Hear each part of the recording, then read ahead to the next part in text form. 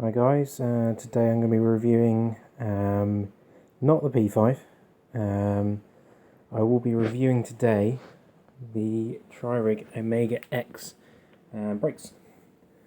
It's something I haven't really seen too many reviews of on YouTube, but they are a very popular brake between sort of time trialists and triathletes. So I thought I should do a review, let you guys know actually what they're like to have, what they'd like to set up. Now there's obviously two versions of this now really. The older version, which doesn't have this magnetic plate here, so this allows it easier to get into the setup itself and adjust the cable and stuff. The older version, where the two magnets are here and here, there was two screws, and you had to unscrew the whole base, the front plate, and get it in like that. But at least with this magnetic point here, it's definitely a massive amount easier to get to the brake and adjust it. I went for these. I used to have the Omegra brakes that came with obviously the P5. I did get rid of these, the hydraulic ones, because I found them a bit spongy when I was training on them.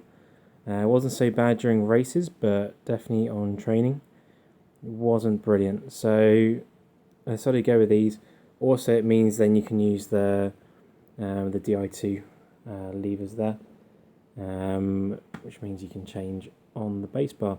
Which, if you have the hydraulic levers, you have to buy these, dismantle them, and glue the button part onto the hydraulic lever itself, which is a little bit expensive, and you sort of avoid the warranty on both parts, so it's not ideal.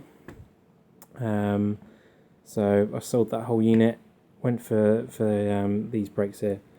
The feel of them is massively better than what the hydraulic system was. With the setup, it's super easy to do. So you have it all. You pull the cable through into this part here, and that allows you to just adjust the brake up here. So when you're squeezing it, it's nice and solid contact.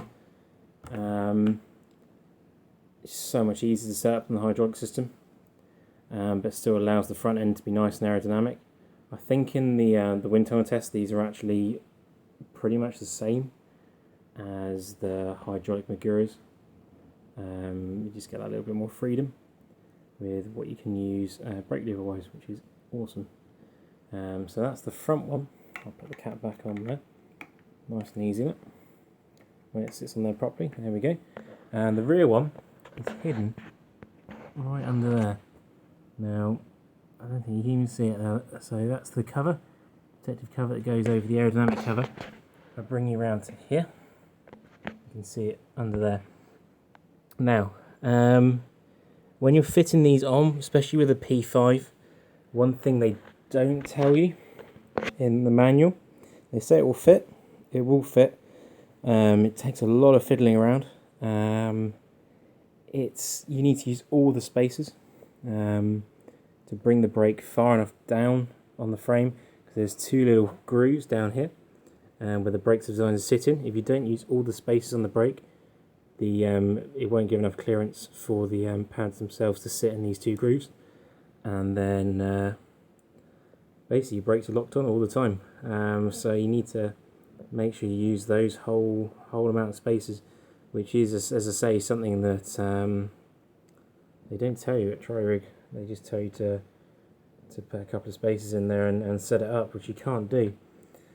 But once it's set up and down there, it's really useful. One thing you won't be able to use under here, if you use the cover that I've got under there, the aero cover that comes with the bike, you won't be able to use this part here. You need to leave that off and set under there, but because you've got the aero cover over the front on the frame, no dirt or anything gets in all the mechanism and stuff like that, so that's not an issue if you're training on it. Yeah, that's a good little review on there on the TriRig Omegra X brake. I will be doing a review on the bike itself at some point, but not for a little bit. I've got some other bits I need to review before that, so it'll be a nice little treat for you to look at later on. Okay, thanks again. Bye.